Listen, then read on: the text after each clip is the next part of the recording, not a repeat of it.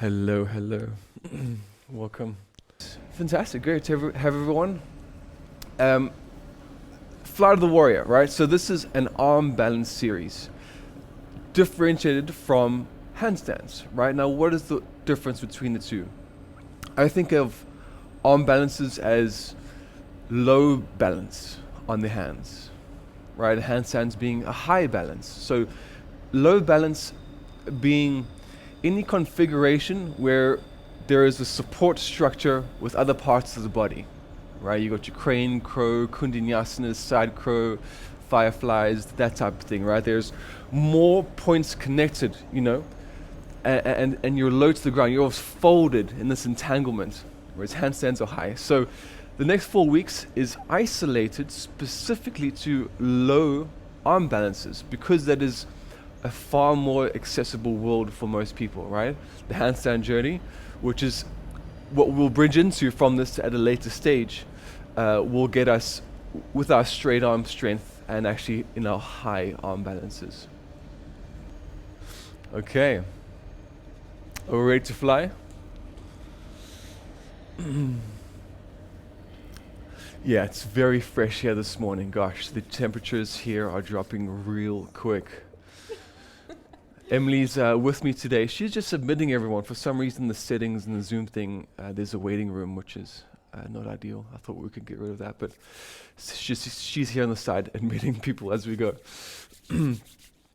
So, in the world of arm balances, in our brains, I'm just going to quickly go over the poses that are available, right? So, in our brain, we have our crone, cray, bent arm crane, our baby crane, side crow, kundinasana 1 and 2, which are split leg, 8 angle, peacock, single leg crow, firefly, flying king pigeon, grasshopper, and our funky arm balances, right? So that's kind of the world we're going to work in and deconstruct for the next 4 weeks. The way this specific class is going to work is we have a 90-minute workshop practice where we'll deconstruct a sequence of movement that are designed around arm balance and strength conditioning, right? So 90 minutes of that, and then we'll have 30 minutes Q&A, any kind of private training, coaching questions in your personal journey. We'll have a little space for that, 30 minutes after that, all right? Awesome. Everyone clear there?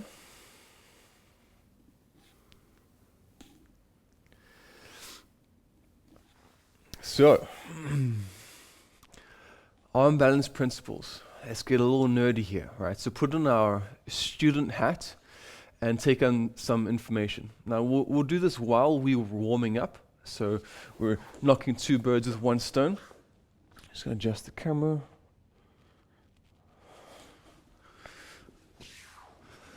Alrighty, so let's talk about break down the first principle. You can perhaps maybe you can't join. We have someone. As primates, ultimately, right? We evolved swinging from tree to tree. So we have an incredibly capable shoulder girdle, right? In this modern age, we hardly use our capabilities in the upper body, right? And so the way I think about arm balance is a way to remain connected to our evolutionary past by still having these having this weight distribution into the arms and still keeping the upper body strong, right? Capable of throwing your own body weight around. And that's why I personally love this journey. Now, because of the modern age, the most common pain point for people is the wrists, right? Now, the wrists aren't designed to carry our entire body weight. Typically, we're designed to hang, right? Branch to branch, and perhaps just a crawling pattern. So it's very unnatural to have your entire body weight on the hands. But we can condition them, right? And so the most important part of this entire journey is healthy wrists, right? And so I will personally spend 10 minutes prior any movement practice specifically focusing on the wrists. So let's begin together, right? Just in some sort of kneeling 4-point based position We're going to speak about the wrists, going to break down the anatomy equally while warming them up. Would you mind adjusting the camera just a little further down? Yes. Yeah, that's perfect. Right, now the intent here is just to lightly begin distributing weight into the fingertips. Right, a little bit of anatomy breakdown. Right, your radius bone is on the inner side, the thumb side. That's actually crossing over to the outer elbow. Right, your ulnar, which is the outer palm, crosses over to the inner side. Right, so when your palm is up, they're running parallel. When you're in an arm balanced handstand configuration, they're crossed over each other. Now, the most important part here is that when you're shifting weights into the wrists, always shift into the radial side, the inner side of the hand. So when we're warming up here, really have that kind of corkscrewing type of action where you're driving the weight to the thumb side, rather than having it on the ulnar side, the outer edge, right? So often, especially in down dog configurations, we'll rock onto the outer edge where the inner palm lifts. This will aggravate and inflame this joint. This is not designed to get stronger, right? And so the wrist health 101, always be on the inner wrist side. The bone density here will actually increase in time. All right, so I know you've been here for a few minutes. As you've been wiggling through the wrists and distributing more and more weight, right? I like these little half moons here as we find the end range of extension, right? Because the hands are in extension right now.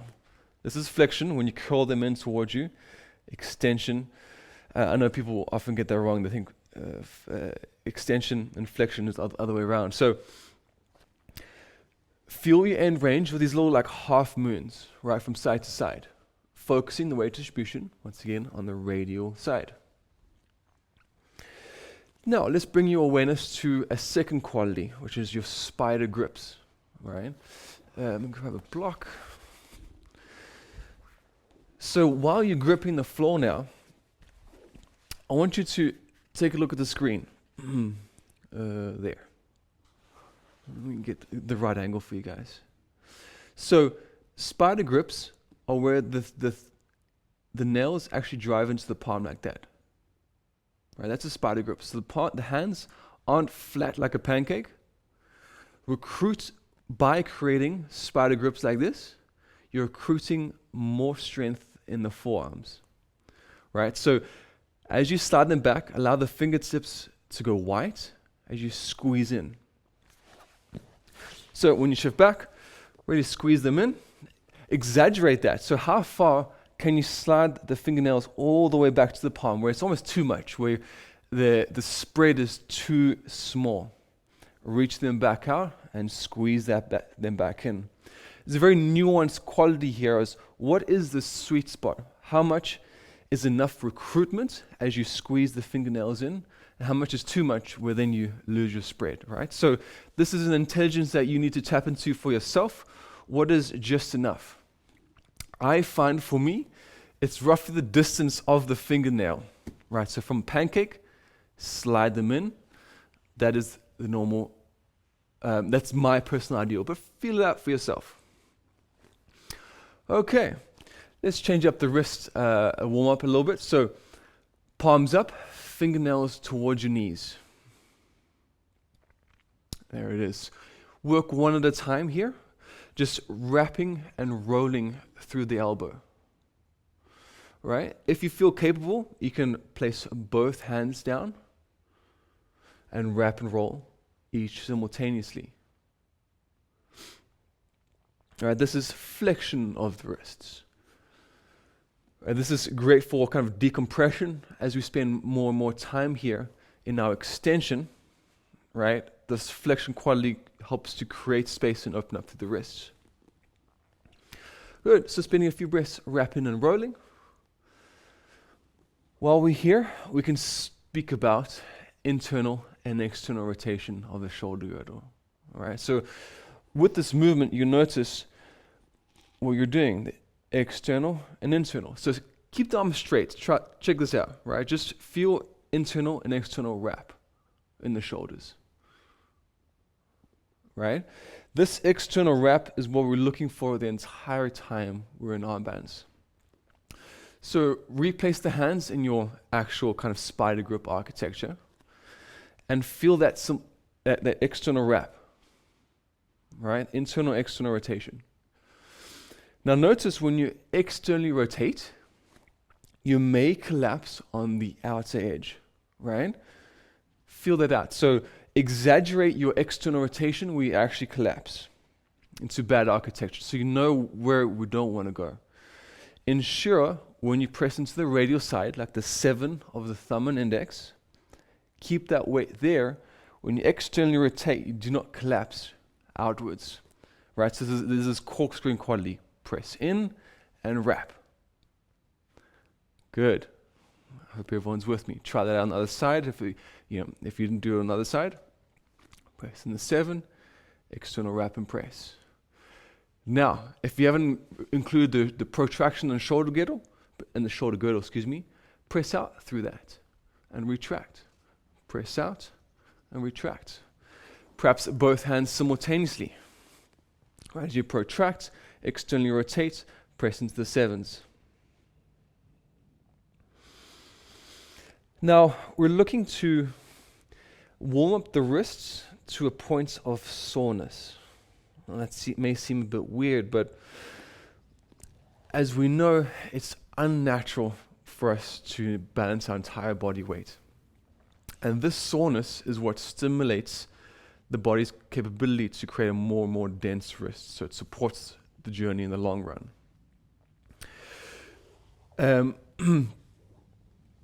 Let's move on to the next awareness, right? So from the bottom, spider grips. We're in a 4-point base, right? So spider grips, weight distribution in the 7s, external wrap, protraction, cobra hood is engaged.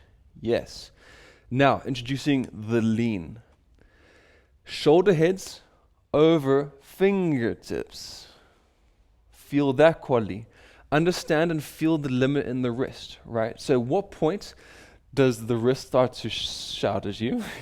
There will be an edge there, and hang out just behind that space, right? So just at the point where it's uncomfortable but not painful and you're forcing that extension, right? The lean. This is the most important element in developing any floating capabilities, right? The lean is how you counterbalance the weight of the legs, right? You cannot fly without a lean. A lot of people want to fly upwards. The lean, which is an incorrect psychological intention, right? It's all about the lean forward, which creates lightness in the legs. Okay, how's everyone's wrist feeling? Yeah? Primed? Ready to get involved? Okay, I think everyone's admitted. Yeah, come on in, Emily. If anyone joins, I'll just accept them. Yeah, if you can join, we'll start to move together. We covered some basics in terms of anatomy in the shoulder girdle. Let's see, how's that? A little crooked? Yes. Okay. So let's all find a 4-point base position. All right. Moving through our layers of awareness. Spider grips, 7s, external rotation, protraction through the cobra hood. Extend the legs back. I'll take a few moments here, finding some stability in your plank. Right? Remember the lean, right? So most planks we teach are shoulders of wrists, a neutral alignment. I want us to draw awareness to the lean, so wiggle forward, protract and press.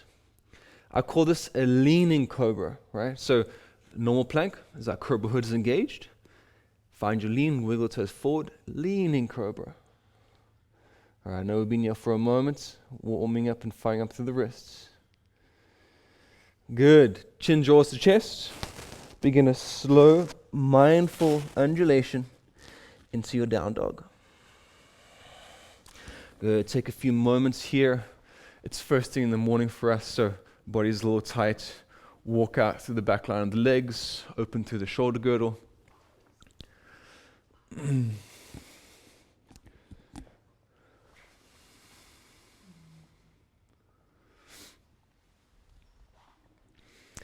Right, a down dog is our first handstand. Right, the fundamentals of a handstand exist here in this space. So let's go over the awareness we created in our 4-point base. Ensure that you're pressing into the sevens of the hands. Now, external wrap and press. So actually, I want you to shift the shoulder heads forward a little, just a little. So you're between a down dog and a plank. Find as much external rotation through the shoulders as you can. Don't lose this recruitment in the muscles. Then glide back. So you're not going to be as deep in your down dog, but you're going to be recruited. And that's what we're looking for. If we're recruited, it means we have more strength. Okay, a little different, right? So notice if you internally rotate through the arms, you may find more depth, right? But then you lose that muscular recruitment. So shift forward, externally rotate, and then melt through that active range of motion. Very different way to experience your down dog. Notice if you're collapsing on the ulnar side, the outer edges of the wrist. Once again, press into the sevens. Wrap and press, melt the chest, lengthen through the back line of the legs. Alrighty. So, our sequencing for today, you can lower into Caesar to take a look at what the sequencing is going to look like. It's going to be a little different from your normal Budokon transitions. I've had a little bit of flair and flavor here. So, from our down dog position, we will find our spinal wave into what I call the leaning cobra. So, please just go ahead, spinal wave. Leaning cobra, right? Shoulder heads as far forward as your wrists will allow. Boom. Now, think about hovering the knees, gliding back into a horizontal squat, right? Arms are straight, knees are hovering, chest melting. Even the forehead is like looking to hover on the mat. I call this a primal dog, so finding as much depth as you can here. Then we're going to lower into the forearms. Ultimately, we're setting up for a dolphin in time, but for now, we're going to lower into the forearms and the knees for this version. Right? So let's all move through that together one time and we'll meet here. So beginning in our downwards facing dog. Now, I'm not necessarily going to be teaching the signature Budokon movements here. The focus for me is the arm balance quality. So my cueing is going to be more general in the spine undulations, the warrior stances, and that type of thing. So ankles drive forward. I call this mounting your down dog. Posterior of the tilt of the pelvis as you undulate, trickling through the spine. Find your leaning cobra, shoulder heads as far forward as the wrists will allow. Now, hover the knees as you glide back, straighten the arms, connect the forehead to the mat. As you're floating here, find as much depth as you can. Then lower the knees, lower the forearms. Oh yeah, creating that fire. Now, we're going to work within a container, which is incredibly important in developing bent arm scapular strength, right? Because so much of our arm balances are in a 90-degree architecture, right? So we need a drill to develop the strength through range of motion. Now, version A is what I call a kneeling rocking dolphin. So we all know dolphin pose, right? So if you could find dolphin pose, right? It's a wonderful shoulder opening. Now, the intermediate expression of this is from dolphin, gliding forward into Chaturanga, maintain the 90 degrees in the arms. This is the intermediate, which can be quite challenging. For now, as we warm up, we're going to look for a kneeling version, a kneeling rocking dolphin. So knees remain based. 90 degree in the arms remains as you glide forward into your kneeling chaturanga. Yes, and you glide back. So feel this for yourself a few times. This kneeling, rocking dolphin. Remember the lean. The most important quality of arm balances and handstands is the lean. So when you rock forward, right, how far forward can you go? At least elbow heads over wrists. Sometimes, as you develop your capability, you'll have even more of an angle. So elbows will be forward of the wrists. Then we're speaking a bit more advanced. So now you've done at least 5 kind of these kneeling, rocking dolphins forward and back. These are one of the drills I'll be giving you through the week to develop this bent arm strength, right? Version 1. All right, we'll stick with that. So let's all rock forward into our kneeling chaturanga, as far forward as you can go. Feel this recruitment in the shoulder girdle. Now, I want your arms to be 90 degrees. I'm challenging you guys, stick with me. Extend the arms 3/4 of the way up. Good. Lower 1/4 of the way down so the chest is hovering. Yes. Press up halfway. Press up 3/4. Good. Press up all the way into your plank. Leaning plank. Good. Now call these chaturanga blocks. Incredibly important to isolate these levels. To go over these levels again, we have our full, which is our plank. 3/4, which is 3/4 of the way up. We have a half, 90 degrees. And then we have a 1/4, which is a hover. Make your way back up in these little blocks. Half, 3/4, and full. Good. Find your lean protraction. This can actually be a bit of a break here in your kneeling 4-point base. Okay, to make our way back, stick with me, guys. Find your 3/4. Find your half. Find your 1/4. Rock back on the knees into your kneeling dolphin. Yes. Kneeling dolphin. Find your primal dog. So float the knees, extend through the arms. Yes. Primal dog. Extend through the legs as you kind of parachute into your leaning cobra. Yes. A little spinal way forward. That's it. Melt the hips. Upwards facing dog. Right, bread and butter, up dog to down dog through a spinal wave.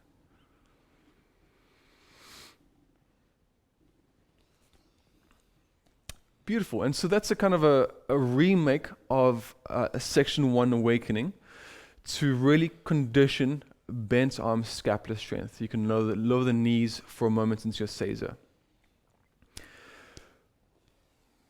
We'll move through this one more time. Now, I understand that it's meant to be challenging, especially the chaturanga blocks. If you feel good, I'll invite you to move through the intermediate version, which is through when the knees are not based and the knees are hovering, right, from our dolphin straight to chaturanga. I'll guide you through the process, but no rush to progress too quickly.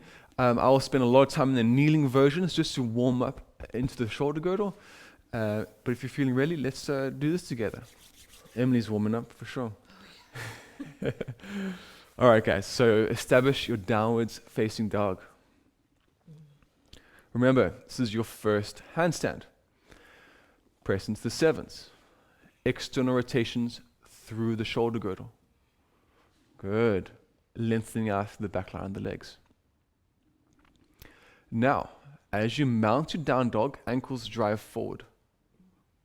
Yes, posterior tilt, spinal wave, leaning cobra. Find as much lean forward as you can with straight arms.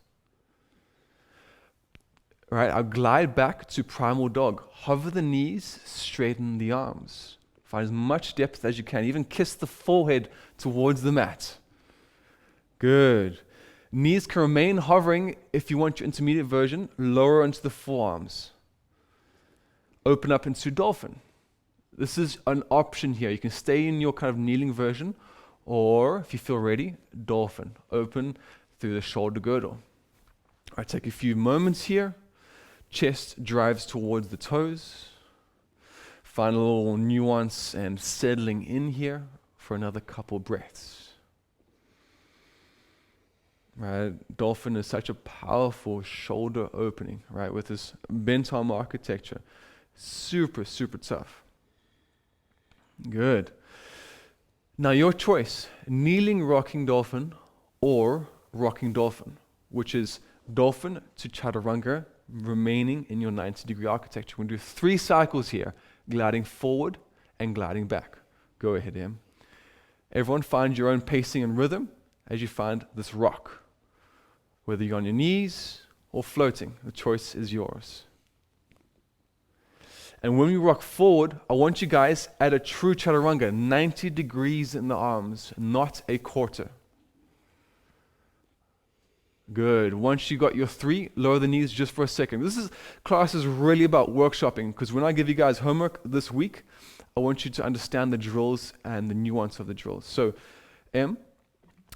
rock forward into a quarter. This is what I don't want you guys to do, where you're hovering really low in your chaturanga. Rock back. I want you to, when you rock forward, be in a true chaturanga, which is a 90 degrees, halfway up. So when you glide forward, it's a lot stronger of an architecture, right? So feel that once, just to ensuring you're rocking forward to the correct architecture, which is essentially just a more challenging architecture. Right, so you rock forward, true chaturanga, and rock back. That's it. Now, last one, setting up for our chaturanga blocks. When we rock forward, press up, 3/4. Lower down, 1/4. Press up, halfway. 3/4, full extension. Oh yeah, and that's almost like a rest. Right, one more cycle of our chaturanga blocks. Right, so find your leaning. It's either a leaning cobra or on your knees, your version. So, half, 3/4, which is pressing up. Hover, 1/4. Back to half, 3/4, and a full. Oh yeah, beautiful work, guys. I know I'm challenging you. Now, sitting up for our transition back. So we first need to lower for the rock back. So, through these steps, 3/4, to a half, to 1/4, to a half, to a glide back. Oh yeah, either dolphin or your primal dog. That's it. Primal dog, spinal undulation, leaning cobra.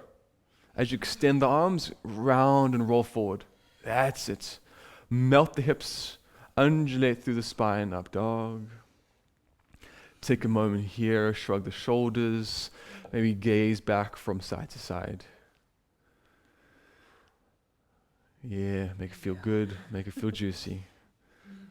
Good. When you're ready, drawing your chin to chest, inflating the upper spine, hips stay low to undulate. Downwards facing dog. Good. Lower the knees. Take a moment here in child's pose. You guys are working hard. I'm going to give you little safe havens of rest and recoup, right? Because I know I'm asking you to do challenging work. So understand, when I challenge you, give it 100%, because you will have these little moments of and exhale, right? We're moving into the second half of this awakening process. All right, so you can stay here, relax, gaze at us. We'll move through our second half. All right, so from our downwards facing dog,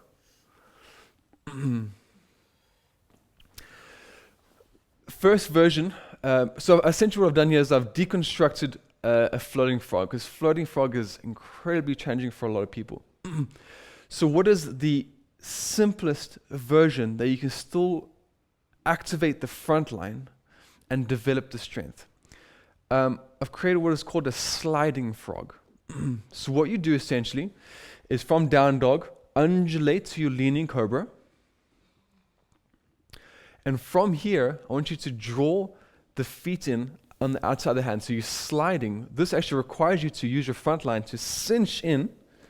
If you can, stay on the top of the toes, right? So you stay athletic in the feet. And then from here, I want you to hop back into your primal dog. So there's this buoyancy as you lower in. Spinal undulation, leaning cobra. From here, staying on top of the feet, slide the toes in, right? So you're going to feel that cinched quality of the front line into a squat variation that feels good in your body.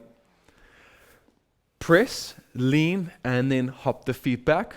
Primal dog, right? So don't land in your down dog. There'll be more of like a jolt when you move through your down dog. So as you hop back, right, find that buoyancy, primal dog, and then find your down dog. There it is. So one more time to demonstrate. Down dog, spinal undulation, leaning cobra. From this lean, draw toes in outside the hands, cinch quality in the front line. It's going to feel weird, and it's going to, you have my crease and all the things. Active squat. A little higher in the hips. I want you to really be active in the squat. Rebase the hands if they're lifted. Press, lean, hop, primal dog. Find that buoyancy to down dog. Ready to give it a shot? All right, let's do it. So, establishing your down dog position. Yes, make this feel good. Remember, this is your first handstand. If you treat every down dog like a handstand, you're expediting your inversion journey. Right, mount to down dog. Ankles elevate and drive forward. Posterior tilt, undulate through the spine. Leaning cobra press as far forward as you can go. Now, toes remain curled under, slide them forward. Take your sweet time here. Yes, into your squat. Squat, press, lean, hop back, primal dog. Primal dog to down dog, right? 3 cycles of this. So spinal undulation, leaning cobra. Sliding frog, toes towards the hands. As soon as you arrive, you settle in squat. Rebase the hands, lean, float back, primal dog to down dog. Yes, last cycle here. Mounted down dog. Spinal undulation, trickling forward, finding as much lean and protraction as you can. Toes slide forward. Right, as you settle in, you're ready, find a new expression to float back. Rebase, lean, hop, primal dog to down dog. That's it. Good. Lowering onto the knees, take a moment. So all these little conditioning containers is little ways you can isolate tricks and tools to grow on this journey. Right? It's all about finding fun ways to drill and loop the same patterns. I mean, nothing is really new here that we're doing. It's just kind of restructured in a different way. Okay, so this is called the sliding frog. Now, from our squat position, because this is essentially just deconstructing the floating frog, right? So sliding frog, we have these loops. From a squat position, this, in the sequencing, is more just to give our shoulders a break, right? We're moving, actually, excuse me, before we give our shoulders a break, we're going to first find our first bent arm crane. Now, what I love about this bent arm crane is that it develops your fundamental intelligence for every arm balance under the sun. Now, we'll spend some time here to deconstruct. So the first quality here, if you do my flight school program, is called the nook. It's probably the most important thing that is not taught in the world of yoga, or certainly very rarely, right? Because in our bent arm crane, so this is our bent arm crane, right? Just so you have your visual reference. A lot of teachers will teach connecting the knees to the triceps, upper arms. Not that that's wrong, that's perfectly okay. It just has certain limitations for progressing on the arm balance journey, right? Because a lot of people complain that their upper arms get bruised, and this doesn't allow for shifting one knee off without a lot of weight distribution pressing into the soft tissue of the arms, right? And so that's why I teach the nook, where we're not pressing into any soft tissue, but rather it is a skeletal stacking, right? So you actually find the inside of the patellar connects to this little spot here in the elbow, right? And so we find this nook, right? It's like a little space dock. So in your squat, find this connection. Your arms are going to need to be bent. If they're straight, you're not going to find anything, right? So externally rotate, slide the knees down the triceps until they find this little spot where they can kind of stick, right? Sometimes you can find it first time, sometimes it takes a hot minute to figure that out, right? So this is the most important quality of our bent arm crane, is to find that nook as much lean as you can. And then it's just a matter of drawing the heels in towards the butt, right? It's not about kicking the feet up. It's about the lean, right? The lean is the counterbalance. Okay. Are we finding the nook, my friends? Looks like it, looks like it. Fatim, I think you're a little bit high there. See if you can go a little bit lower into the elbow. Even lower, even lower. Like, I know it's going to seem unusual the first time you do it. Yes, there's a little hole that you will find where your knee really kind of plugs in. That's what we're looking for, so that you can actually relax into this space. Anyone got any questions here? Anyone feel like they haven't found it?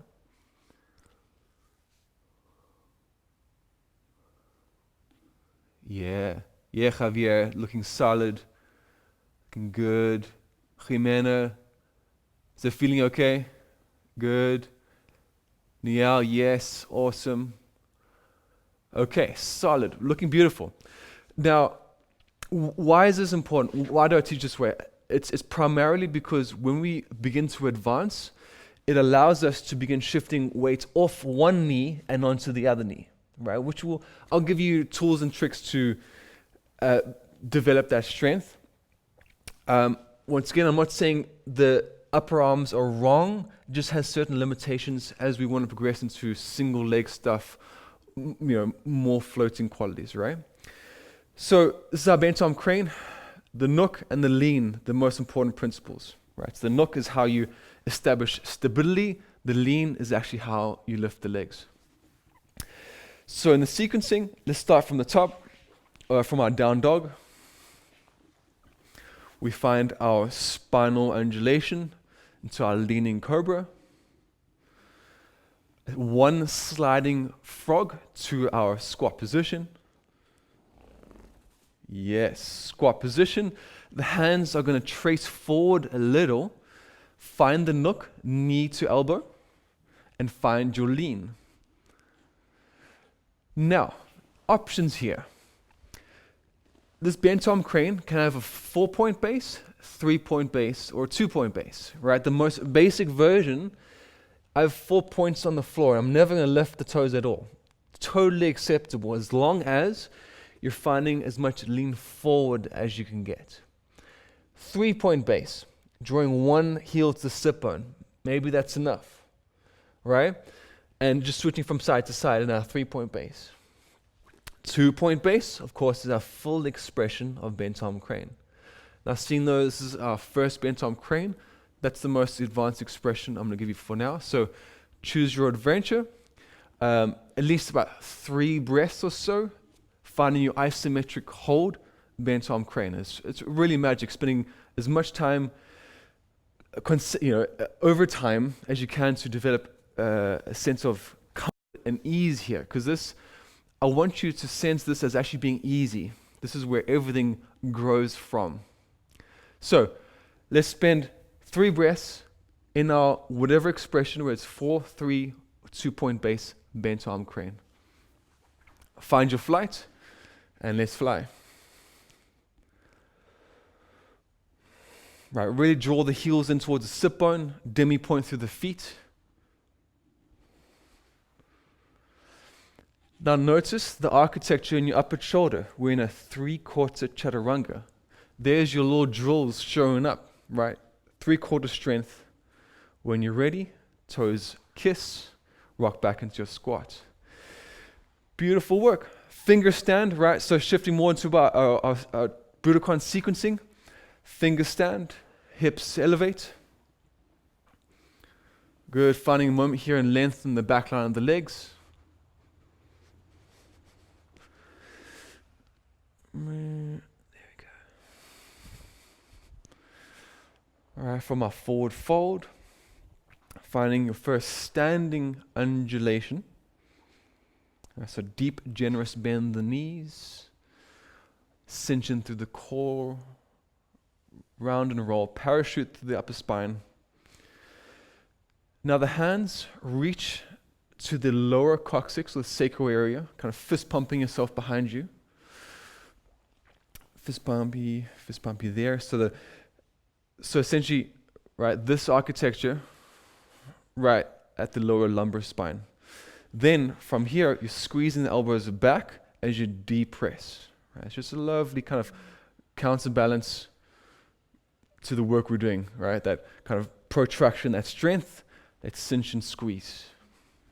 From here, reaching for an interlace at the sacral area.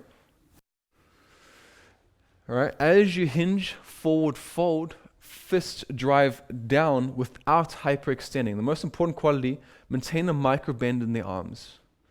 As you find your forward fold, now the fist might be right here at the sacral, driving them upwards and then forwards. All right, taking a moment, taking a breath. Good, arms release as they drape down to find another expression of our bent arm crane. All right, so hands draped forward about the length of your forearm, right? That's going to set you up for your bent arm crane. Find the nook, find your lean, and then find your float. 3 breaths totally of finding stability and a sense of comfort. All right, at the end of your 3rd breath, toes kiss, glide back into your squat. Now reshuffle so that you're in the center of your mat. We're working our float back practice. So square up the feet so you're in a narrow lunge. So knees draw together, feet together. There's a little nuance here. There's this little drill of place the hands about a forearm distance away, right, from the toes.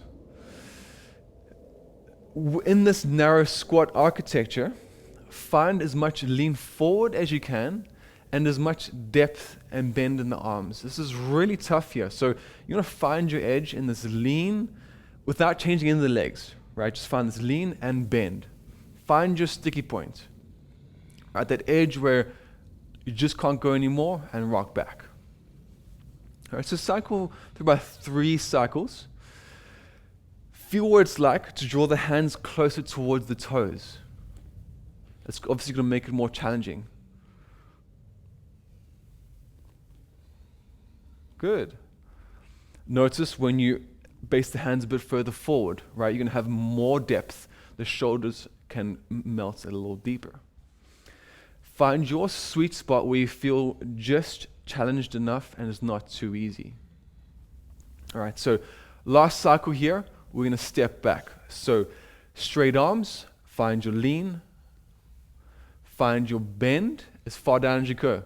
Now right leg is going to slowly slide back. This is going to give you a little bit more depth to continue bending. I want you to pause in your halfway chaturanga. Extend the opposite leg back. Chaturanga. Good. Slowly lower onto the belly. I call this an awkward chaturanga because it feels incredibly awkward to, from this narrow squat, to find this lean and this whole little draw, right? Okay, we know this from here. Cobra roll, up dog to down dog.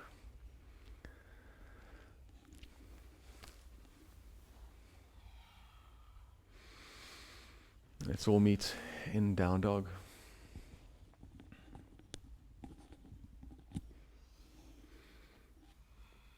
Alrighty, so let's move through that second cycle one more time and we'll wrap it up the entire kind of section of awakening. So, from a down dog, sliding frog, spinal wave, leaning cobra. Leaning cobra, sliding frog, finding yourself in a squat. Good, hands trace forward, sitting up for your bent arm crane. A little float here. Heels in towards the sit bone, lean forward. That's it. Toes rebase. Finger stand as you elevate the hips. Find your forward fold. Right, a little wiggle from side to side. Spinal undulation to standing. Deep, generous bend. Parachute through the upper back as you undulate to standing. Fist pump at the lumbar spine. Squeeze the shoulders back. Right, scapula towards each other. From here, interlace the hands at the coccyx. Hinge through the spine as you forward fold, driving the fists away from you, so upwards towards the ceiling and then overhead. All right, here for a breath. As you release the arms, hands trace and drape forward, setting up for another bent arm crane. All right, find your flight. It may just be a lean 4, 3, or 2-point base bent arm crane.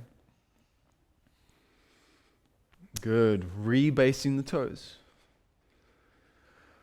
Rebase the hands so you're narrower for sitting up for our awkward chaturanga. So find your lean. Slowly bend through the chest. Do not change legs right now. Find your end point. As much depth as you can. Slowly. This time the left leg extends back.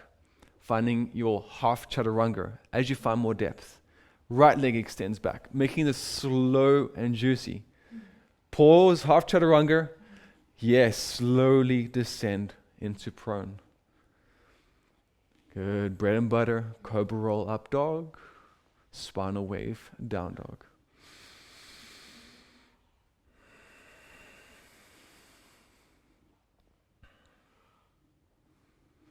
Woo.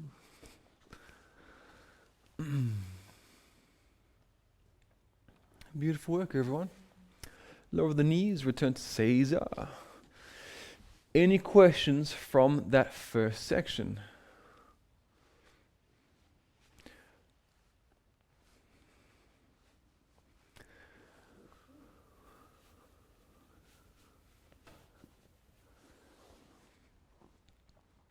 Kemba, can you hear me? I sure can, Carolyn. How are you? What's up? What's up? I have a question. Absolutely. I never know how wide or how narrow I need to have my hands Mm-hmm. in order to do the flying. Like, I don't know the names of the positions. But Sure. So the bent arm crane, specifically the one we were working. So the distance of the hands, a good rule of thumb is shoulder width distance, right? Because there are arm balances like our crow variation where you can think of it as double shoulder width, where it's more of a hip opener, right? We work that transition. For our bent arm crane, we want to think more handstandy, right? So shoulder width. Yeah? Is that cool, Carolyn? Does that make sense? yes. Yeah. I thought that you could make like adjustments to be able to be comfortable in the position, but no, I have to find a way to do it shoulder width, Right. right? Right. Right. And spending enough time where it begins to feel comfortable. Because this is the most difficult part of the process. It's always the beginning. And I'm not saying you guys may be more further along the journey, but the beginning is always the most challenging. For sure, for sure. There's a philosophical quality of, can you find comfort in discomfort, right? So much of yoga revolves around that notion of your somatic system is in stress, but can your psyche and your nervous system be relaxed, right? So from Neo, I have one. I sometimes get weird pain at the meaty part of my thumb. And how do I strengthen that? Oh, that's interesting. The meaty part of the thumb.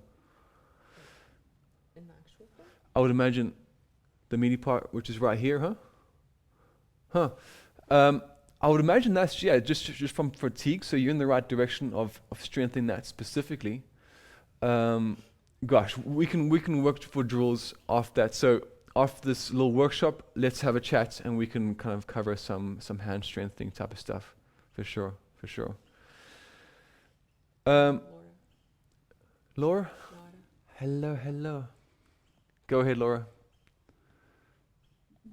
Hi. I was wondering, you said if you do the crane on the elbow, it's not painful because there's not so much soft tissue.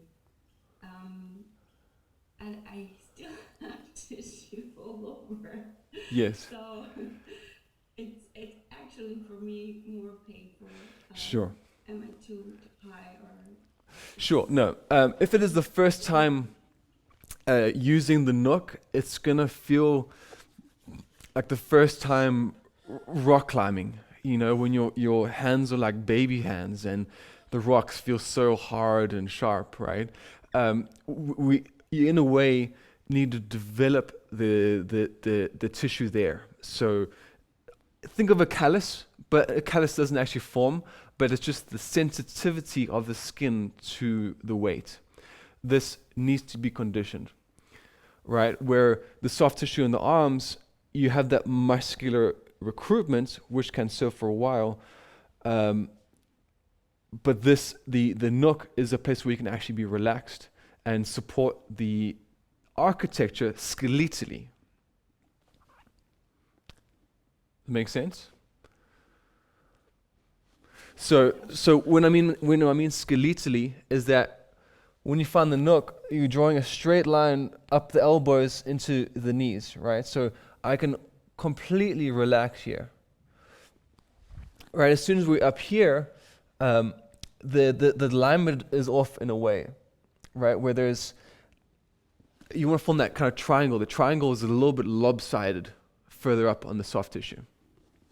So there's that kind of architecture quality, and then there's just the weight distribution on the muscles where the muscles just become aggravated. Do you hold your legs? Do you need your quads to hold your legs so you don't, or you really put your weight legs on your elbows? Completely relax. Okay. Yeah. So the first level of a bent arm crane is, you want to find, I'm completely relaxed. I'm just hanging out. The only activation is the heels towards the sit bone. Otherwise, there's just a lean. Spider grips, of course, recruited in the forearms, but completely relaxed. In time, we can find a bit more like core cinch and floaty quality where we start lifting things off. But first, I want you to feel comfortable in a relaxed bent arm crane. Then we can start talking about, I'll give you drills as we move through this course on how we start kind of shifting out and finding more elevation. Yeah? Cool, Laura. Okay.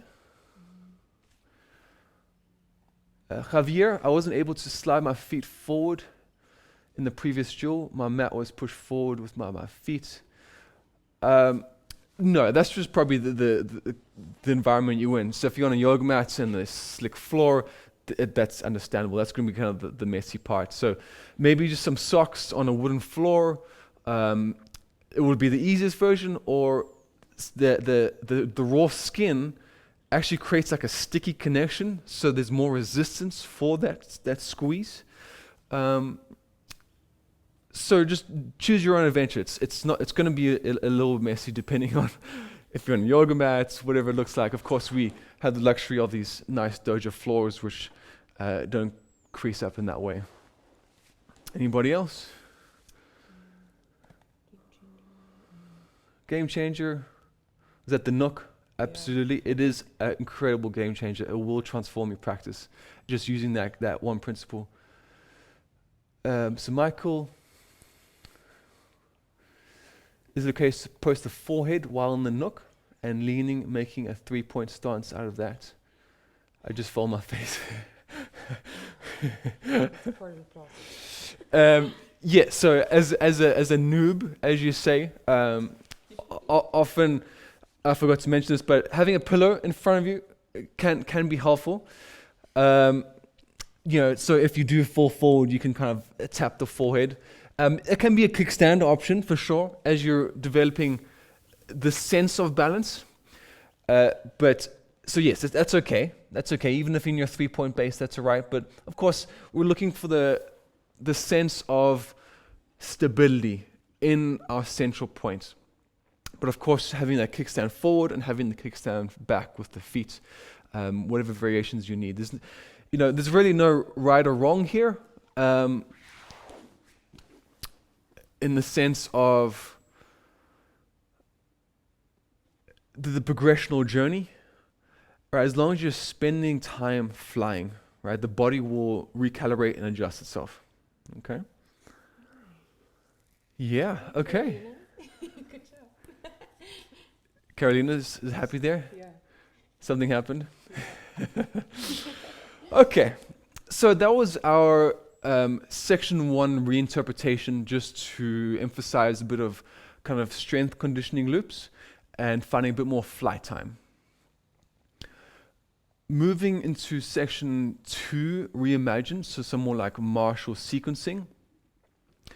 Let's begin. So, Em? This is going to be weird. I've never taken a class where a teacher teaches this, so it's, I think, definitely unfamiliar territory for a lot of people. Now, there is an advanced arm balance called Air Baby, which is essentially, I can't do it, but I'm going to demonstrate. Imagine this leg of mine, the extended leg, is flying in the air, right? And I'm extended like this. So what I've done is I've created this regression called a supported Air Baby, because it is really wonderful at building the single arm strength using the nook versus our bench arm crane. We have two points. Where I supported Air Baby, all of a sudden we're in a different architecture and stressing the body in a slightly different way. So this is kind of the key arm balance pose of the sequencing. Let's find it together. So we find it through down dog, right? This is where we ended our last transition. So section 2, big toes connect, right leg extends up and back. Heel to sit bone, right knee through the midline as you undulate. Think about, actually use your opposite leg, so switch legs quickly, just so you guys can see. Right, so finding her rolling lunge, knee as high as you can towards a tricep, always thinking about that quality. Now, knee's gonna glide down the arm until she finds the nook. Now, that bent leg toe can base on the floor. So really connect that. So you're in a 4-point base essentially here. Using that connection, look for the nook on the one side. All right? A little bit of wiggling, a bit of shuffling. You'll notice you might roll in and out of it. And this is the intelligence we developed to just kind of find that stability and kind of recruitment there. Now, you want to look for from a 4-point base here to a 3-point base. So perhaps lift the opposite hand, the right hand in Emily's case. The back foot is going to need to rotate. Imagine a Warrior 2 architecture, right? And then you're looking for from a 4-point base to a 3-point base. So perhaps that arm can fly. So from our 3-point base, if you feel solid in your nook, drawing that heel to sit bone in a 2-point base, right? So you're resting this knee in that space. And then you're going to hold for a moment, cinch the knee up towards the tricep, float the foot on the outside of the hand. Good, and step into our lunge. So just a slightly different way of expressing that transition to lunge by finding this arm balance. And technically we're not in an arm balance, we're slowly building up to what is ultimately an incredibly advanced arm balance. So let's give that a shot together, just from side to side, finding this supported air baby transition. So from our down dog, right, big toes connect at the back of the mat. Right leg extends up and back. Heel to sit bone. Knee through the midline as the back heel elevates. Undulates. Knee towards the armpit. Cinch it up towards the tricep. Now, perhaps base the toes out laterally. The right toes out laterally. Find the nook, so bend the right arm and drive the arm into the knee. Ensure that your arm is bent. If it's straight, you're not going to be able to find the base point. Swivel your head out to the side, so lateral a little bit might help you find a bit of stability. Rock onto the extended blade edge side of the leg, even shorten that distance a little. Yes. Bend the arm, find the nook. Perhaps you can float the left arm, reaching forward, finding this kind of length and curvature in the body. If you find the nook and feel good, heel to sit bone. Essentially finding your kind of bent arm crane architecture. Find a moment, find some stability. Right, if it's your first time, it's going to feel really weird. Good. When you're ready, extend through the arm, knee towards the tricep as you step out into your lunge. Yes, and everything rebases to an outside lunge. Good. Stepping the right leg back, elevate, step, kind of shift into a primal dog as you glide back. Primal dog to down dog, switching sides. So, left leg extends up and back. Right, finding your rolling lunge. The most important quality here is when you draw your knee through the midline, I want you to just cinch it up and tight as high as you can up the tricep, then slowly slide it down to find the nook as you bend in that arm. Rotate onto the blade edge of that foot, perhaps shorten the distance, and see what stability you can find here. Yes.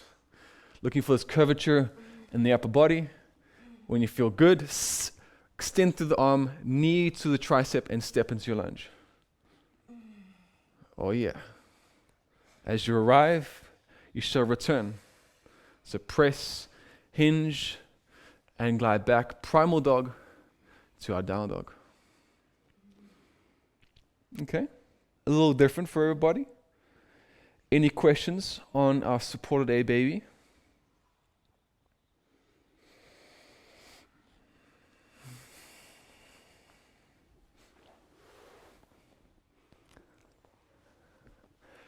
Did everyone manage to find the nook in that single on the one side? Fia? Hi. Hi, dear. Hi. I have no idea where I can find this knock.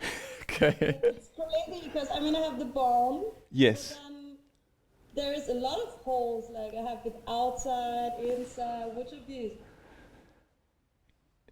So, if you're kind of facing each other, and you bend your arms so your thumb is connected on your deltoid, right? It's essentially right in the middle of your elbow. Yes. You feel that? So if you reach out to the outer side, and then you reach out to the inner side, right? You feel this little groove, this little bump, right in the middle. That's where we want to place our inside of the patella, right? So the patella is, of course, that little bone here on the kneecap. Right on the inside of the patella, you want to connect nook to nook. Yes. Yes. Absolutely, Fia. And it takes a minute to kind of develop this immediate connection. Cool. Any other questions there? Abby? Hello to everyone. When I'm doing well, all the things, but my fingertips tend to lift always. I'm trying to push them, but always it's an addiction, or it can be developed, or it's going to be like this, because I cannot push it. As you told that turn, if I'm not wrong, I have to give the weight to my thumb, right? Am I right? Yeah. So the palm is lifting up, or the fingertips are lifting up? This plane. Yes. Okay. And so this is normal on the journey. Okay. So why that's lifting is because there is a certain collapsing to the outer edge, so the ulnar side of the wrist. Okay. So what we're looking to do there is create more internal rotation and stability here. Right. That's what's going to root. I lose the external rotation. Right. Or I feel like this. I don't know. Right. You're losing the internal rotation. So your external rotation is being created to lift the index off. So sorry. The question is, my question, okay. I internal rotation with my palm, but with my shoulder external rotation, right? Correct. Kind of. Correct. Not too much. Not to, because I lose the external connection, so that's okay, that's normal, I guess. Yes. So there's a nuance here. You don't want to externally rotate to the point where the connection lifts. Right? You just want to external rotate just before that point. So there is subtle external rotation, but not to the point where the index lifts. Is that clear? So there's subtle. It's not exaggerated. It's a subtle wrap. Okay, give that a shot. Okay. So we deconstructed that kind of supported air baby. Now let's bridge it into our martial stances or warrior sequencing. So M's going to start in down dog. She'll move through and find her supported air baby, whichever side. So she's choosing her right side, rolling lunge. She's going to find her connection. Right? She can base all points if she needs to. She's going to find her full expression for a moment. Then she's going to press out of her shoulder girdle to hover the foot and step. Now what we're looking for here is a revolved extended side angle. All right, so there's going to be a switch in the base hands, right, to extend the right arm forward, so the inner arm to find her extended side angle, to find her side angle. Now the back knee hovers as she glides up to find revolved lunge. She's going to circle through, warrior 2, horse stance, double block. Right, most of us are pretty familiar. This is signature Budokon work. Double block, deep reaching warrior. Good, to find her side angle, to extended side angle. And little difference here is actually I want you to place the hand not on the outside of the leg, but on the inside. So you can draw that shoulder into the knee to find the stacking of the shoulders a little deeper, so you can find a deeper spinal twist. So side angle to extended side angle. Really want you to pause here, find this length through the entire side body. Then square it up, both hands base. Re-establish your supported air baby. So the knee is going to slide down the arm. you're going to spiral the head. I find it a little bit laterally. So spiral. Can you feel it? Yeah, yes, there. There's a little nuance here. So when you're in your air baby, I want you to just spiral left and right and feel where you have the most stability. Good. From your support air baby, you're going to step back into your primal dog. Primal dog to down dog. So set up opposite side. We're all cool in that sequencing? Give it a shot. All right. So, everybody established downwards facing dog. And if you can move a little bit towards me. Just my head gets cropped off. Yes. Okay. Downwards facing dog. It's our first handstand. Pressing into the index and thumb. Externally rotating to the shoulders. Melting to the chest. Lengthening the back line of the legs. Right leg extends up and back in a demi-point. Hips remain square. Good. Heel to sit bone. Elevate the back heel. Mount. Knee through the midline. Cinch your knee towards the armpit. Good. Maybe for the first one, step the right toes. Actually base them. All right. Now find the nook connection. Now if your right leg is forward, I want you to spiral the crown of the head over towards the left, towards the midline. I find this helps facilitate that specific spot where you feel most recruited. Left arm extends. Yes, rotate on the blade edge of that foot, maybe narrow that stance. Left arm extends. And perhaps you can find a 2-point base here. Heel towards the sit bone. Right, that's of course a bit more advanced. Find a moment of stability. Then square back up as you step into your outside lunge. Good. Now, left arm is the base arm as the right arm circles forward, stacking and twisting through the spine. Right, so we're in a revolved extended side angle. Gaze towards those fingertips. From our extended side angle, back knee hovers. Take a moment here to find your balance. We'll be posturing up to a revolved lunge. Revolved lunge, continue that circling quadrily, opening up warrior 2. Having depth in the hips, think of that thigh, lead thigh parallel. Good, warrior 2, horse stance, and double block.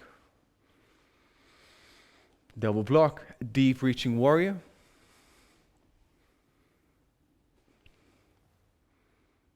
Good. Extended side angle. But this time the hands are going to be based on the inside of that foot. All right. Find length through the entire side body. Square up and frame your hips. Slide the knee to find your base point for your supported air baby. Right, rotate onto the blade edge. Shorten the distance if you need. Spiral over towards the left. For a moment, as you begin squaring up, step back, primal dog. Yes, to down dog. Good. Immediately setting up for the left side. Left leg extends up and back. Good. Fold, rise, and roll. Knee through the midline, cinch it in as tight as you can go. Good. Slide it down to find the nook, bend through that lead arm, spiral over towards the right, rocking onto the blade edge. Shorten that distance as you need. Good. 4-point base, 3-point base, 2-point base. Find a moment of stability. As you square up the hips, float that foot if you can to step. Right, into your outside lunge. Right, a hands shift, right? Left arm circles forward as you find the spiraling quality in the trunk. So find this revolved extended side angle. Right, then side angle. Hover that back knee. Find your balance. Posturing up. Revolved lunge. Circling through. Good. Warrior 2. Horse stance. Staying low in the hips, double block. As soon as you arrive, slingshot back forward, extended side angle. Yes. 2, base the hand on the inside of the foot, a little different, so you can use the knee and shoulder connection as a bit of torque to find the spiral rotation, right? So find this length to extended side angle, square up the hips. Once again, little moments in our supported air baby. Right, narrow the stance, rotate on the blade edge, find your nook, choose your adventure, 4, 3, or 2-point bases. All right, take a breath, feel comfortable here. Body is stressed, mind is calm. All right, as you lift the knee, rock back into your primal dog. Good, immediately let's move into a little rolling vinyasa here. So primal dog, spinal undulation forward, so our leaning cobra. Melt the hips, upwards facing dog. Good, up dog, spinal wave, downwards facing dog. Alrighty, beautiful. Okay, nice work. Lowering into the knees. How are we feeling about that? Right, always open to your guys' thoughts, reflections, experience. Right, I know that's a very different way of moving into an arm balance. Any feedback for me? Some thumbs up. We enjoyed it. Okay. Is the nook feeling more and more accessible? Yeah? Good. It doesn't take long, but I swear it changes everything.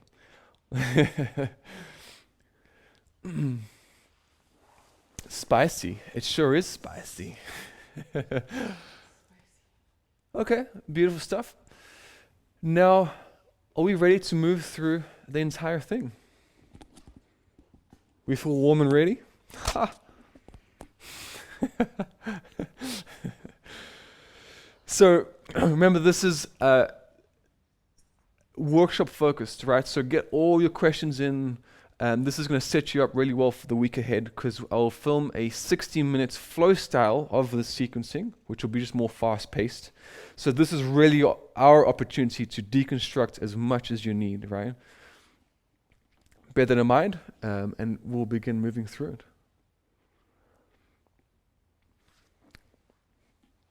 Okay, setting yourself up. Let's find Seiza for a moment, perhaps even closing your eyes.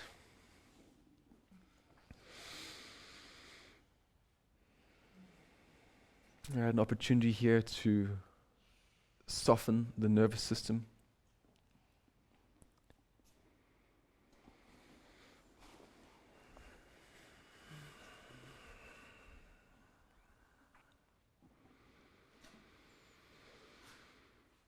All right, even though we're stressing the body through all these isometrics and different movement containers, all right, I challenge you to relax your mind.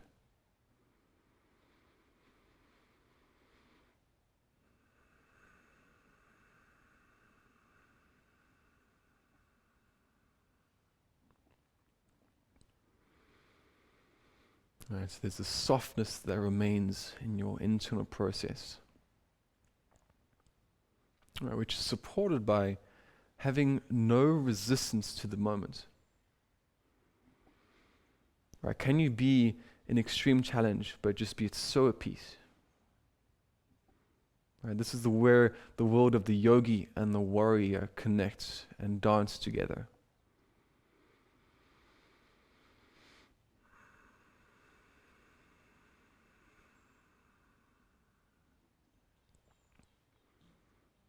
Setting yourself up. Sorry, our dog just farted. It was quite funny. So from our Seiza, hands a base forward, establishing a 4-point base.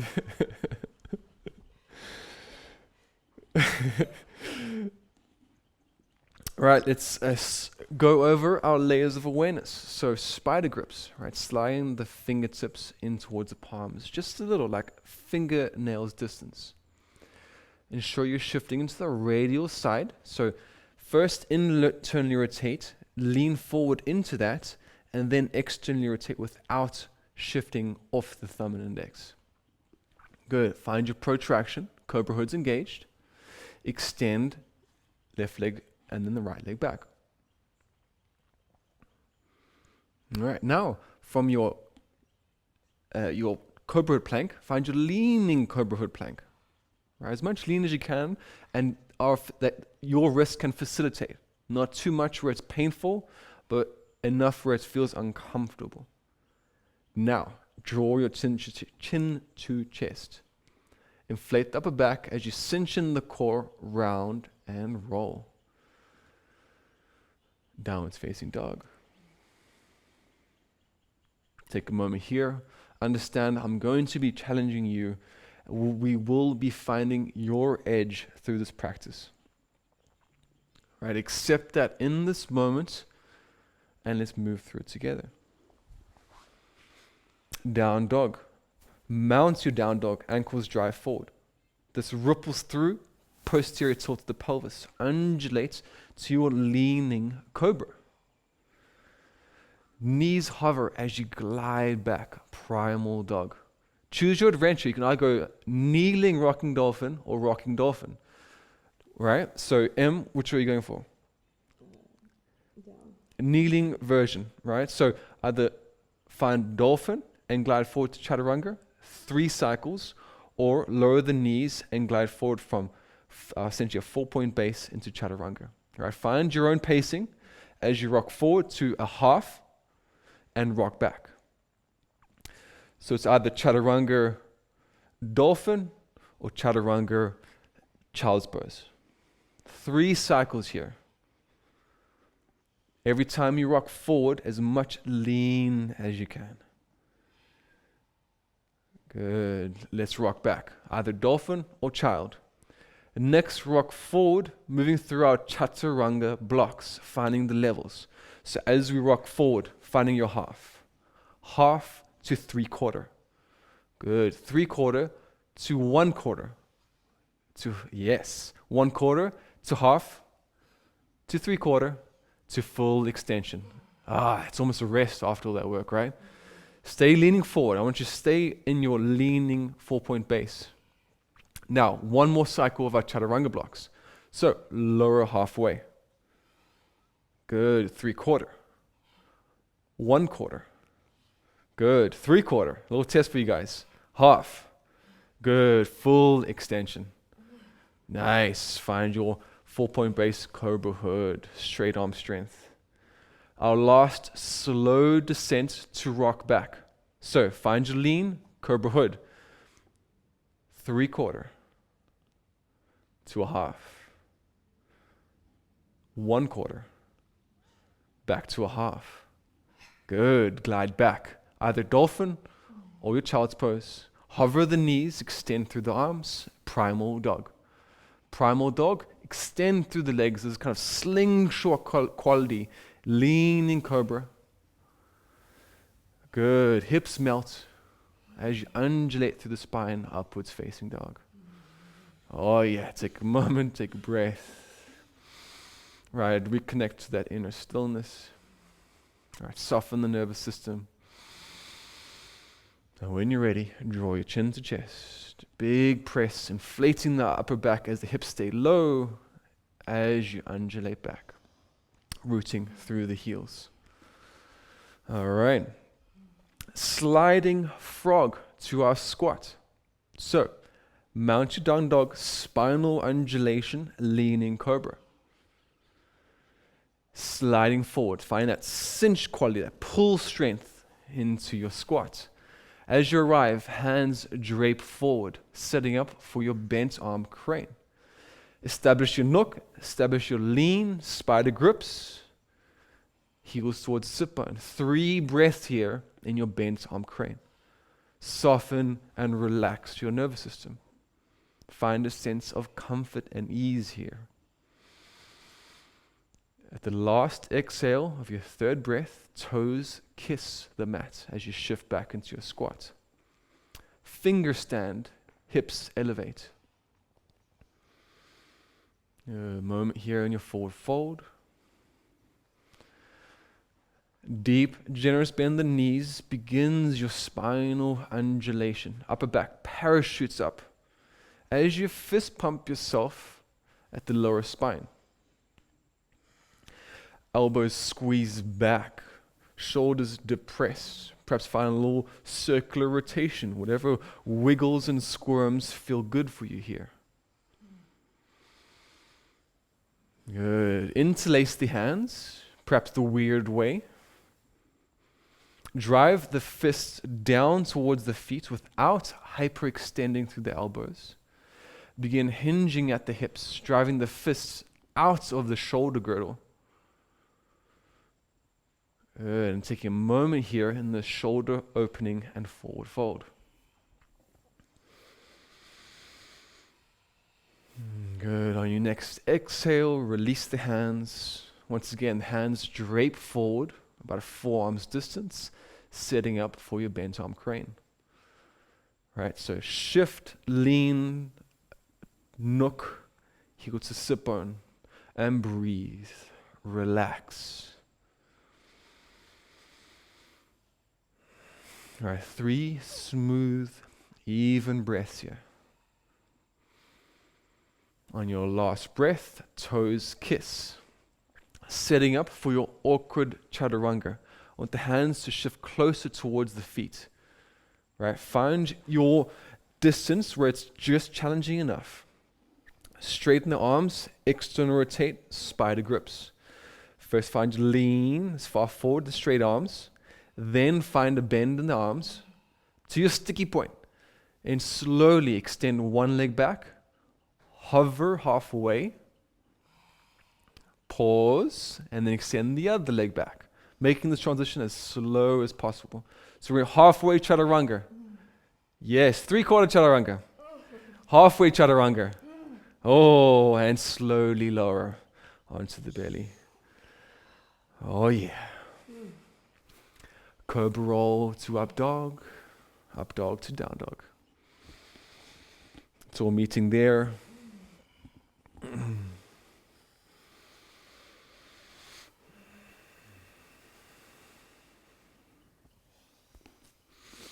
Walking out the heels.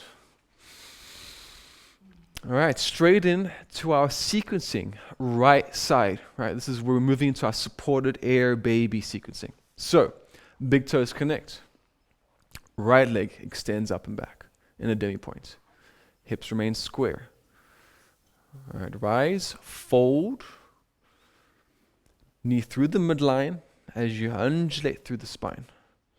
Cinch the knee up to the armpit, slowly slide down towards the tricep. Connect whatever points you need to support the nook and find your expression of the supported air baby. We're here for 3 breaths. And it seems like a long time.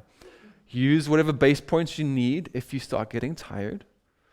All right, so you can base the hand and toes as you go. All right, last breath here. Square up the hips. Step on the outside of the hand. There's a base switch, left hand bases. Right arm circles forward as you spiral and stack. I really want you to emphasize the spiraling quality in the shoulder girdle. Good. As you find your expression of extended side angle, continue circling through, back knee hovers. Revolved lunge. Continue circling through. Crescent lunge, warrior 2. Horse stance, double block. As soon as you find your double block expression, piercing, rebounding forward, deep reaching warrior. Good. Hand bases on the inside of the foot, so you can use that connection as the spiral quality in the shoulders. Side angle, extended side angle. Square up the hips, setting up for your supported air baby. 3 breaths here. Knee slides down. Spiral over towards the left and fly. Right, notice where you're holding tension that's unnecessary. So what parts of your body can you relax? What parts do you need to recruit? Good, last breath. As you square up, extend the leg back. Yes, primal dog to down dog. All right, straight into our next side. That's it, left leg extends up and back. Good, rise, fold, knee through the midline as we roll. Oh yeah. Cinch up the knee towards the tricep. Slide down to find the nook. Step in, rotate onto the blade edge. Really important there as you find your swivel and your flight. Remember, 4, 3, or 2 bases are here to support you. 3 smooth breaths. When you're ready, begin squaring up. Float that foot as you step outside lunge. Good. Hands are going to switch bases. Woo! Good. Spiraling through the trunk as the left arm extends forward. Back knee hovers as you begin posturing up, finding your balance. Revolved to our crescent. Warrior 2. Horse dance double block. Really find this martial, smooth quality. As you arrive, continue moving, deep reaching warrior. Good, hand bases, inside the foot, spiral through the trunk, side angle, extended side angle, square up. Find your supported air baby. Nook, spiral, and fly. 3 breaths here.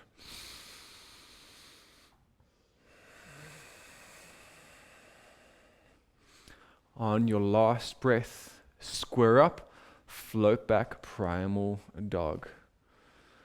Good. Take a moment here in down dog. Recalibrate. Tuning into your nervous system. I know we're doing hard work here. You're almost through the woods. To wrap up, we'll move through one last section of our awakening. You remember it. So, spinal wave, leaning cobra.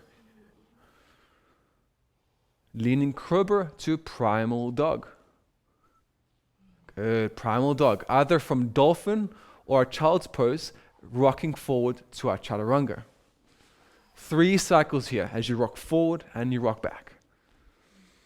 All right, maintaining that 90-degree architecture through the arms. Strong, tight core. Yes. After your third one, you're going to rock forward for 2 cycles of Chaturanga blocks. So from a half, it's all meets in our Chaturanga. Yes, half to 3/4. Good, to 1/4. Good, to half. To 3/4. Good, to full press. Take a moment. This is going to be like a rest.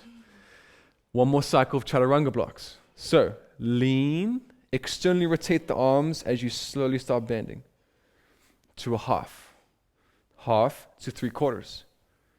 To a half. To 1/4. To a half. To 3/4. Little half. Good, for full extension. Oh yeah.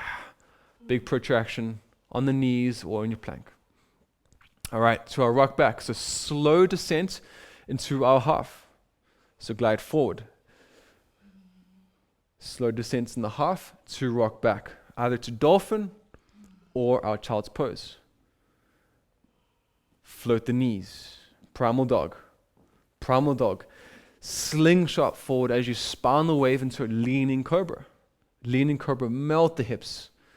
Undulate through the spine, gaze forward. Oh yeah, beautiful guys. Chin to chest. Undulate through the spine. Downwards facing dog. All right, beautiful work. Lowering onto the knees.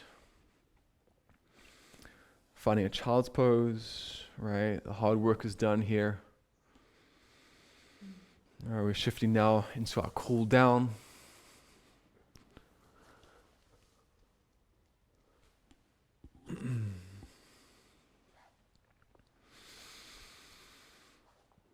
Now I invite you to first work within the container of puppy pose. Right? We've done a lot of upper body strengthening. Right? So begin walking the hands forward to roughly stack hips above the knees. Right? It's going to be more intense with them stacked. For less intensity, have the hips further back. All right, extend and tent the hands forward. Now I want you to be really active here. So this is an active melting. So with this tense in the hands, externally rotate the arms, the triceps towards the mat. All right, so version 1 creating this beautiful curvature in the spine. All right, so this is an active opening. I actually want you to be working here.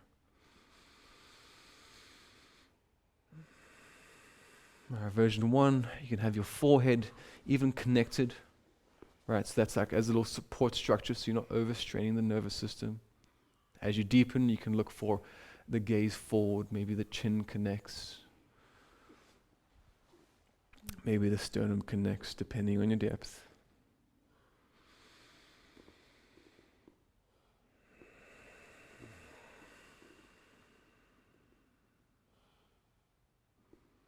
Now, if you feel like you've done enough work, you can just enjoy this container, whatever expressions you can. But if you want to explore a little nuance with me, from your puppy pose, I actually want you to cinch in your core. Right, it's almost like creating a hollow body, if you know what that means, where you're reducing the space between the ribs and the hips. Right, so you find your puppy pose where you melt and release the front line. Then you cinch in and actually create a hollow body. Cinch in more, Em. Yeah. So you're actually creating this kind of curvature here. So from a recruitment to melt. In a puppy pose, yes. And move through the cinch and melt a few times. Right, so like hollow body to puppy. Right, this is a far more dynamic way of opening the body. Yeah. As you need. Good. When you're ready, walking the hands back towards the chest. Final thread through here. So left arm is going to base forward. Right arm is going to thread through in that space. Now, there's a few elements that I like to cue here. With your feet, cross the right upper foot over the Achilles of the left.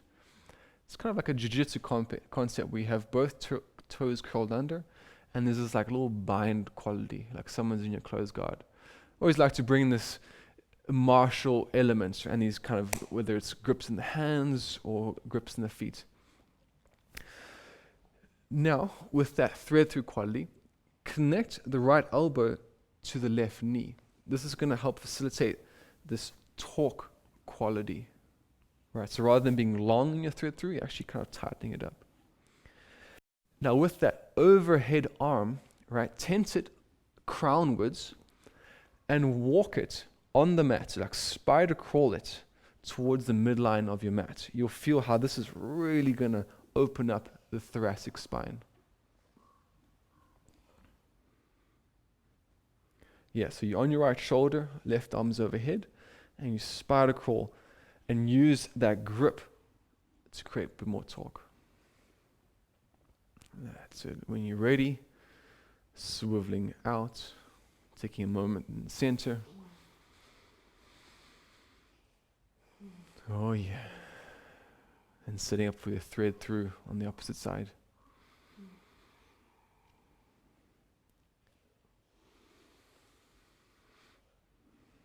All right, so switching the bind in the feet.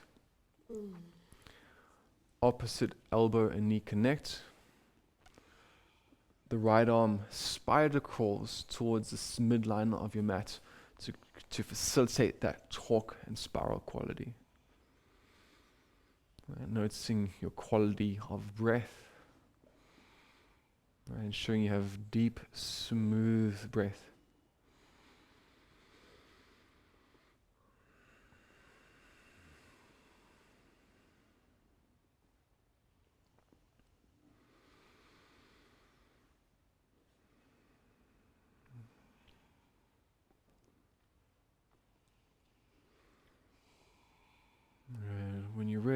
making and wiggling your way out.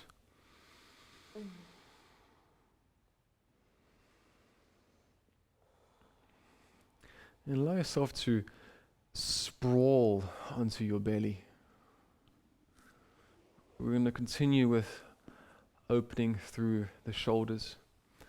And I call this the prone crossover. All right, so thread the left behind the right, right in front of you. Yes. So you almost, from your forearm sphinx basically, essentially just kind of cross over in front of you. Now play with this kind of side to side wiggle as you spread the elbows a little bit further away from each other. Notice where you're tight. So I want you to think of this more as an exploration and a place you hold. So with your breath and this kind of pulsing and this explorative quality, right, shift from side to side, and as you melt your chest. Here for about 3 breaths or so.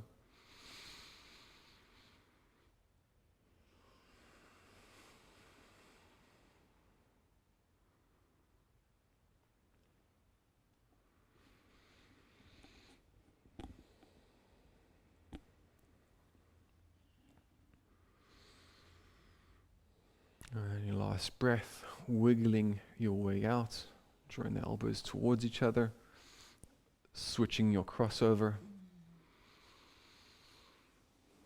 And once again, find that little wiggle and shuffle.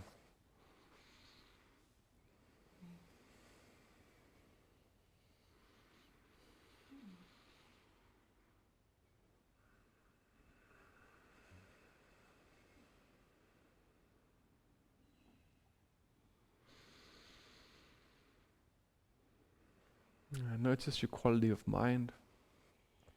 Right, is it running at 1,000 miles an hour? Right, or are you able to remain soft and present to the sensations in your body? Right, as it's mindful movement, right? The unspoken intention here is that you are present to the nuance and sensation. Right, this is your responsibility.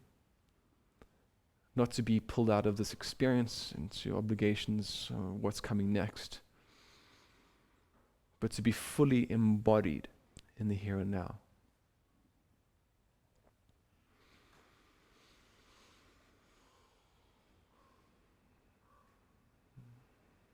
Right, there's an extraordinary power to presence.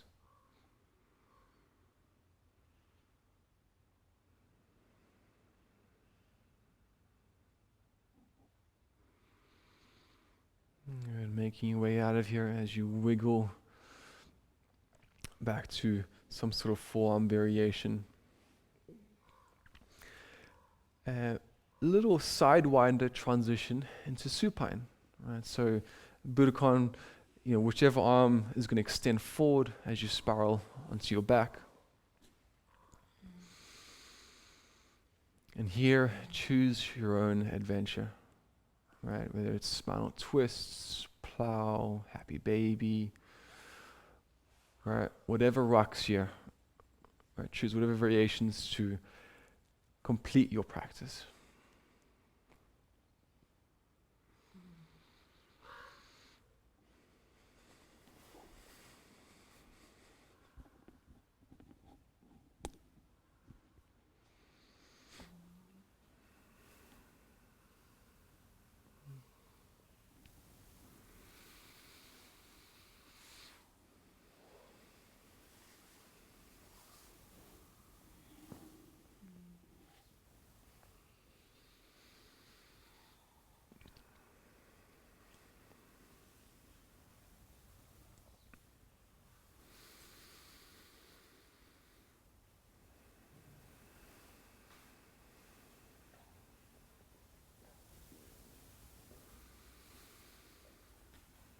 Once you feel complete, both sides are evened out, making your way into a brief Shavasana.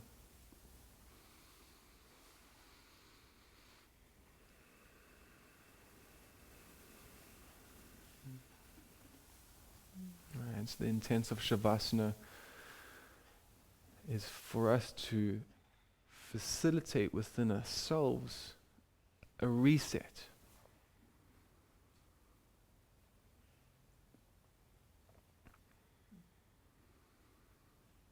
Right, and this is a skill, right? It's the skill of relaxation. It's the skill of decompression and surrender into what is.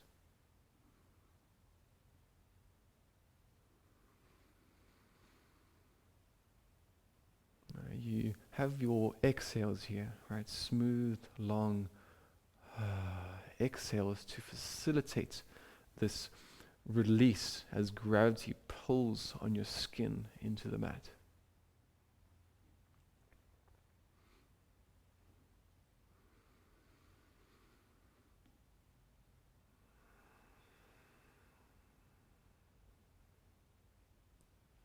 Right, and as you scan through the body, notice where you're holding unnecessary tension and ride your exhales to soften and melt.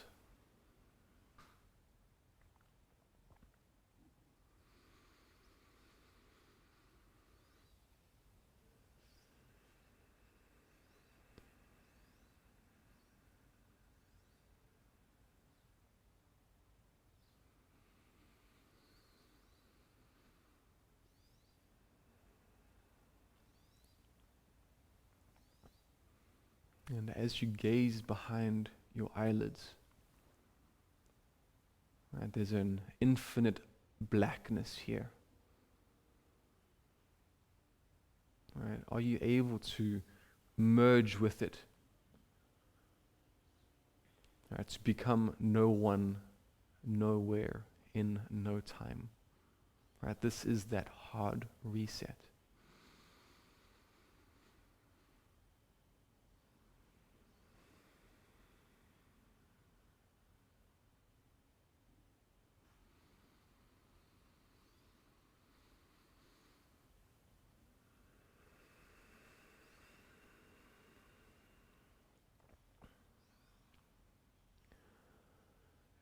Now begin inviting a deeper, fuller breaths in. Right, I mentioned this was going to be a brief Shavasana. We're going to close off with an actual challenge for you guys. Right, so as you're inviting deeper breaths, invite some movement, anything that's natural and intuitive.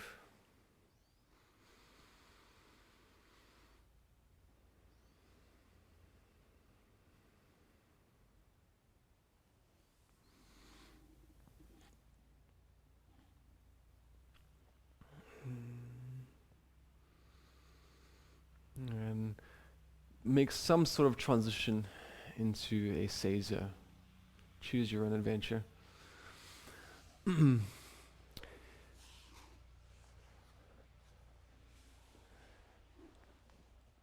So this challenge was actually supposed to be before the Shavasana, but hey, rather late than never.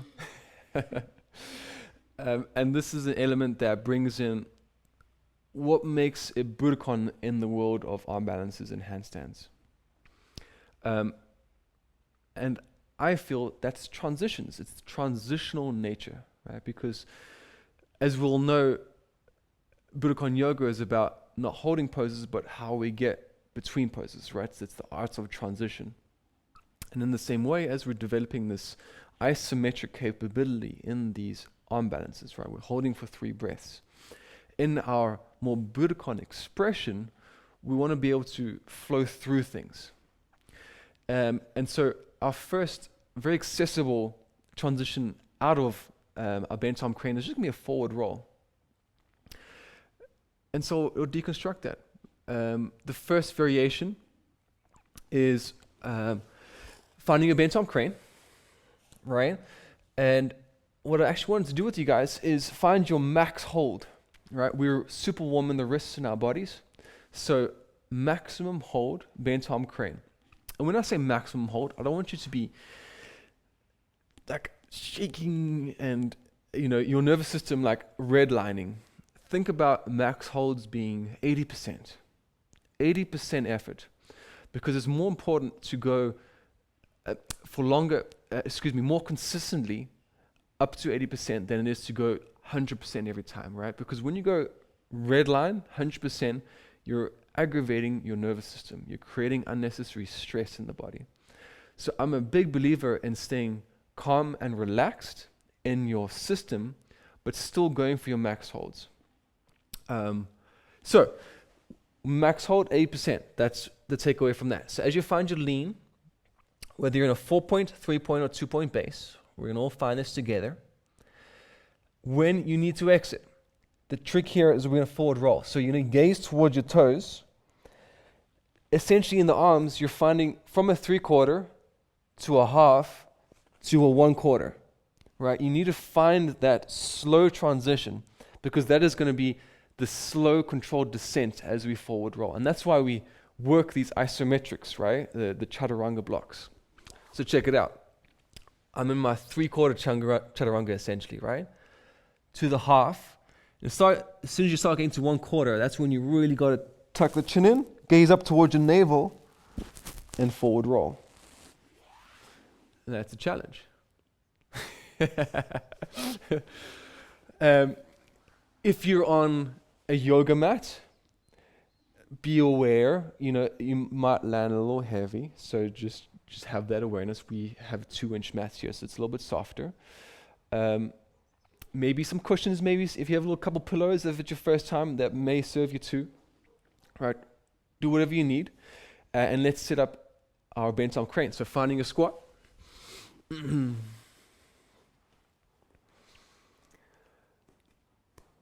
Good. Hands drape forward. Spider grips. Slide the fingernails in towards you. Press into your 7s. Externally rotate. Bend into the arms and lean. If you can shift this way. Yeah. Maybe just go ahead. Yeah, that's good. All right, so find your lean. Heel to supine. It's 4, 3, or 2-point base. Yes. Bent arm crane. Sense of stability and calm. Now when you need to roll out, moving from your 3/4 to half to 1/4. Smooth and easy. Nice, guys. Looking good.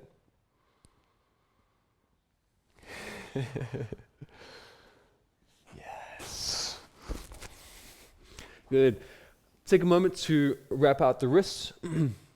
Right, and that's through flexion, right? Because when we're in our arm balance, we're in extension. So to decompress, find a few moments here in flexion as you wrap and roll. We'll move through that challenge one more time. Right, there's an incredible richness to finding your max hold. Right, this is where we develop a lot of capability. All right, when you feel ready, setting up your bent arm. Find your lean, your nook, spider grips, and fly.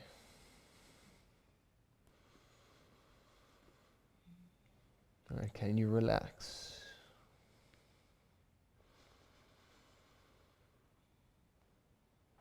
Perhaps draw the elbows in towards each other a little more.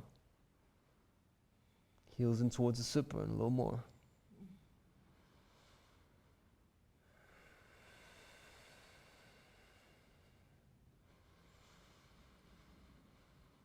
Smooth, even breath.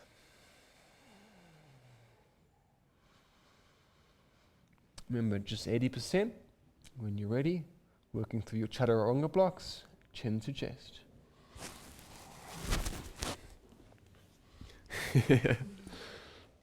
All right, beautiful stuff, guys.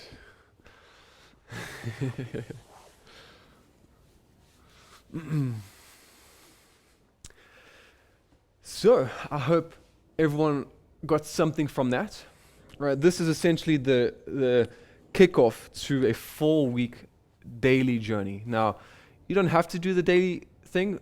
Right, every Sunday we're going to have a workshop session like this. You can just do those Sunday sessions, and I'm sure you'll create value for your practice there. if you're up for an adventure, you can join us for a 4-week daily program where I'll give you a bit of homework and a bit of conditioning loops, right?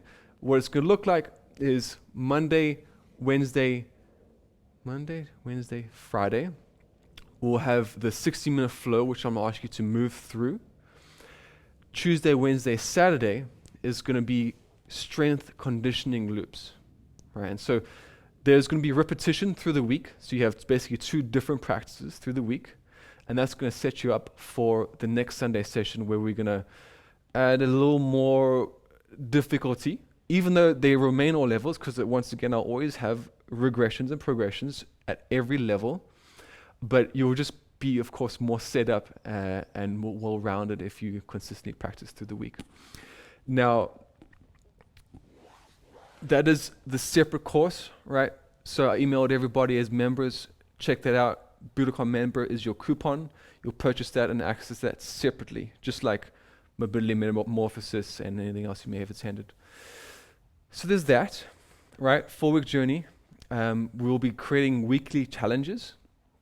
So for this week's challenge will be max hold and a forward roll. And I ask you to share that on social media, share your time, and then your forward roll, and hashtag Flight of the Warrior. We down for that? Yeah? Equally, so that's one way we can kind of hold each other accountable and share each other's journey. Within Thinkific, I've created a community. It's kind of a Budokon online community. And there's going to be, if you look on the left, Flight of the Warrior. So there's essentially going to be a chat where we can also share whatever we want to within this program. I'll actually paste it now.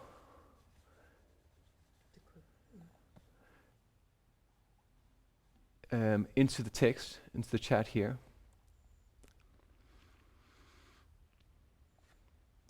And feel free to ask any questions. This is really a space for us to have for our continuing education and to be in touch with each other, right? Boom. Okay. I just threw it in there. So that's in terms of us to stay connected for the next 4 weeks. We can share that chat. Hashtag anything to do Flight of the Warrior. Every day from tomorrow, a day will unlock in the program where you will have then the practice. Any questions from you guys? Specific to the program, specific to today's practice.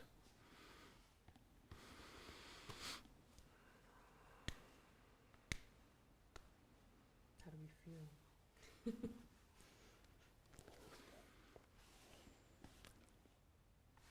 Hey, let me ask something. Yes, Randall.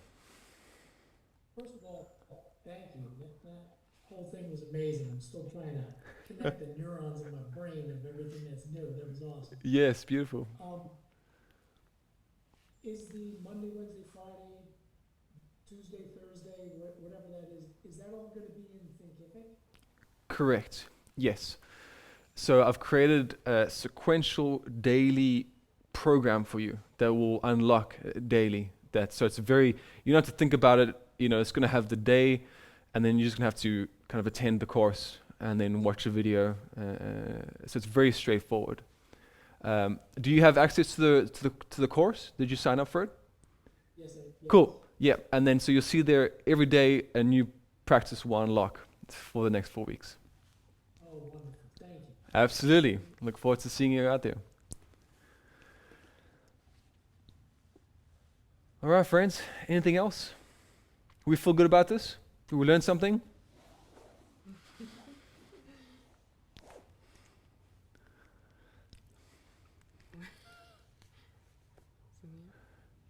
Cool. All right. Well, I think we're all happy.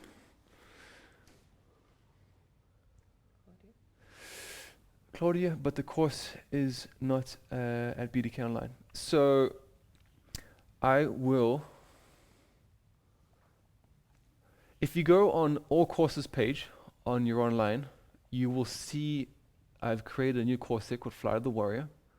It's the Arm Balance series, but I will paste a link in the text now for everybody to have access anyway.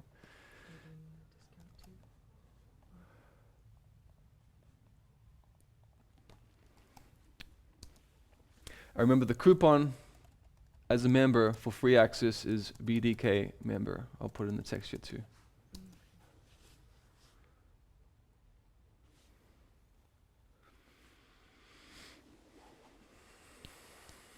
Yeah. Beautiful. Alrighty.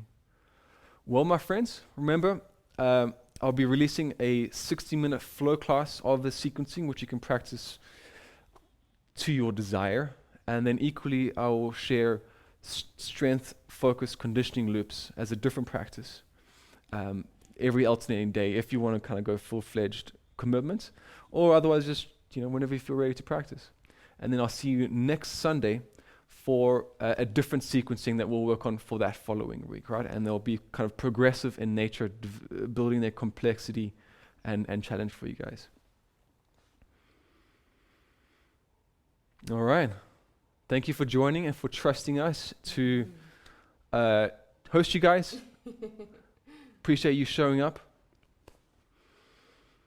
Yeah. Thank you so much, Kemba and Emily. Absolutely. For learning from you guys. I was scared, I confess. I knew it was gonna be a challenge, but this is me trying to work the yogi side. Beautiful, beautiful. Hey, we appreciate you showing up and leaning into that challenge, right? Oh, this is the magic of life. We're going to lean into the shit that scares us. Oh, yeah. Good stuff, guys. Okay, love you all. Thank you for showing up. Remember, #Flight of the Warrior, anything you do through the week. I appreciate it. See you next Sunday.